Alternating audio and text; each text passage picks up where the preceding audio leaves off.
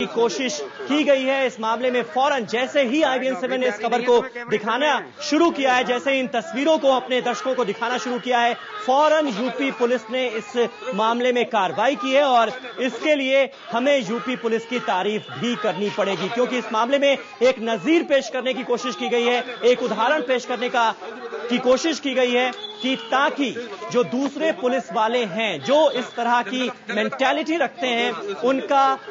जो हौसला है वो ना बढ़े, उनका हौसला पस्त हो। इसलिए इन दो पुलिस वालों के खिलाफ फौरन कार्रवाई की गई और साथ ही साथ जितने भी बड़े पुलिस अधिकारियों से हमने बात की है, सबने ये बात मानी है कि गिरफ्तारी की संभावना से भी इनकार नहीं किया जा सकता है इन पुलिस वालों की, यानी इन पुलिस वालों की गिरफ्तारी भी हो सकती है, मामला दर्ज हो सकता है। फिलहाल इस लड़की की अगर बात की जाए जिस पर चोरी का इल्जाम लगा था, वो लड़की अपने घर पहुंच चुकी है, अपने मां बाप के साथ है, अपने परिवार वालों के साथ है। ये तस्वीरें कुछ देर पहले की तस्वीरें हैं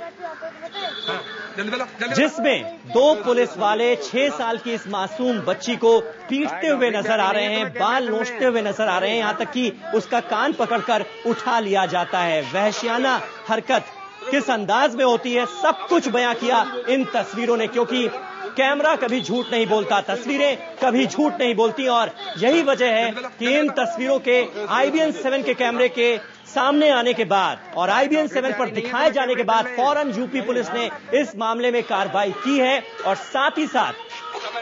ADG ब्रिजलाल, जिनसे हम अभी थोड़ी देर पहले बात कर रहे थे, उन्होंने साफ तौर पर कहा कि इस तरह की घटनाओं को बिल्कुल बढ़ावा नहीं दिया जाएगा और इस मामले में खासतौर पर एक नजीर पेश करने की कोशिश की गई है ताकि ऐसे पुलिस वालों का हौसला बुलंद ना होने पाए।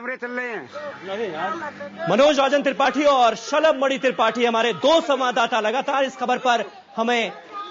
अपडेट्स दे रहे हैं और ये तस्वीरें उन्होंने हम तक पहुंचाई हैं। शलभ, यहां पर आपसे जानना चाहेंगे, एक अच्छी और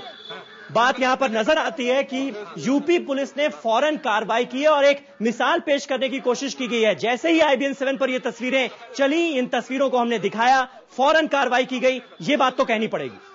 बिल्कुल तारीफ करनी होगी, पुलिस अधिकारियों की तारीफ करनी होगी, समीर की उन्होंने फौरन कार्रवाई की है। लेकिन सबसे बड़ी बात यह भी है कि अगर यहाँ पर कैमरा नहीं लगा होता और ये तस्वीरें कैमरे में नहीं कैद हो पाई होती तो क्या ये जो दोषी लोग हैं इनके खिलाफ कोई कार्रवाई हो पाती। तमाम ऐसे इलाके हैं, तमाम ऐसे उत्तर प्रदेश के पिछड़े इलाके हैं जहां पर कई बार हमारी भी नजर नहीं पहुंच पाती और मीडिया के कैमरे नहीं पहुंच पाते। और आमतौर पर उत्तर प्रदेश पुलिस का जो ये दरोगा जिस तरीके से इस बच्ची को मार रहा है, जिस तरीके से बच्ची के साथ वहशियाना हरकत कर रहा है, उस तरह की एक टेंडेंसी बनी हुई उत्तर प्रदेश में पुलिस हमेशा से करती आई है। मुश्किल से 6 महीने पहले एक विकलांग पान वाले को सिर्फ इसलिए एक पुलिस वाले ने गोली मार दी थी कि उसने मुफ्त में पान खिलाने से मना कर दिया था। उसके बाद ये घटना हुई जब हजरतगंज थाने के अंदर 2 भाइयों को बुरी तरह पीटा गया और पूरे थाने को बाद में सस्पेंड होना पड़ा क्योंकि वहां मीडिया के कैमरे पहुंच चुके थे। उसके बाद होशियार सिंह आज भी फरार हो रहा है इंजीनियर की हत्या करने के बाद। सबसे बड़ा सवाल यह है कि अधिकारियों को यह सोचना होगा कि इस तरह की घटनाएं लगातार क्यों हो रही है, तब जबकि खुद मुख्यमंत्री ये दावा करती है कि उनकी पुलिस जो है बदल चुकी है और उनकी पुलिस लोगों के साथ अच्छा सलूक करने जा रही है। बिल्कुल शलभ, ठीक कहा आपने, मीडिया पर कम से कम खबर दिखाए जाने के बाद ही अधिकारियों को सोचना होगा और मुझे लगता है कि अधिकारी अब इस दिशा में